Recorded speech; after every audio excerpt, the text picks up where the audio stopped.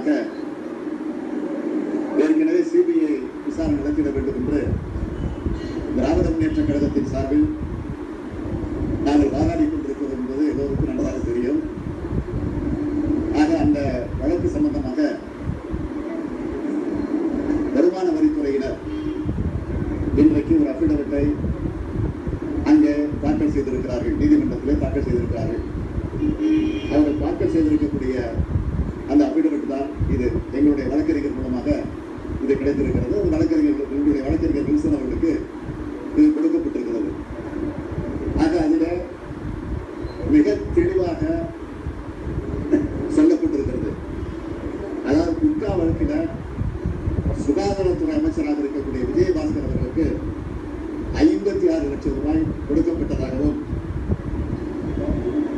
Police கமிஷனருக்கு லஞ்சம் கொடுக்கப்பட்டது உண்மை என்று வருமான வரித்துறை, யாராவது ரோட்ல போறவங்க சொன்னதில்லை, வருமான வரித்துறையை உயர்நீதிமன்றத்தில் பிரமாண பத்திரம் தாக்கல் செய்திருக்கிறது. அது மட்டும் இல்ல, டிஜிபியாக அன்றைக்கு இருந்த அசோக் குமார் அவருடைய ஒரிஜினல் பொறுப்புகளும் ஓஎஸ்கார்டில் அன்றைக்கு முதலமைச்சராக இருந்து மறைந்த அம்மையார் ஜெயலலிதாவுடைய வீட்டில் ரைடு நடந்தப்போ அதை இப்போ எடுத்திருக்கிறாங்க வருமான வரித்துறையினர். ஆக அவைகள் எல்லாம் இன்றைக்கு நீதிமன்றத்தில் தாக்கல் செய்யப்பட்டிருக்கிறது.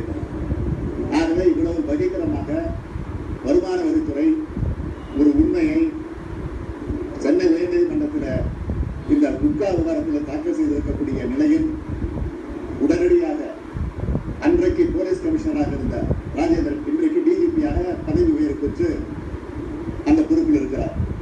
எனவே அவர் உடனடியாக தன்னுடைய பதவியிலிருந்து அவரை நீக்கிட வேண்டும். அதேபோல் அமைச்சராக, மக்கள் நல்வாழ்வுத்துறை அமைச்சராக இருக்கக்கூடிய விஜயபாஸ்கர் அவரையும் உடனடியாக ராஜினாமா செய்ய வேண்டும். இல்லை என்றால் முதலமைச்சர் அவரை அந்த பதவியிலிருந்து நீக்கிட வேண்டும். ஆக இதை சட்டமன்றத்தில் நேரமில்லா நேரத்தை பயன்படுத்தி இந்த பிரச்சனையை நாங்கள் எழுப்பினோம்.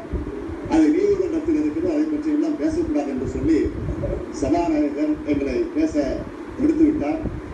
ஆகவே அதை கண்டிக்கக்கூடிய வகையில் திராவிட முன்னேற்ற கழகத்தின் சார்பில் நாங்கள் வெளிநடப்பு செய்திருக்கிறோம்.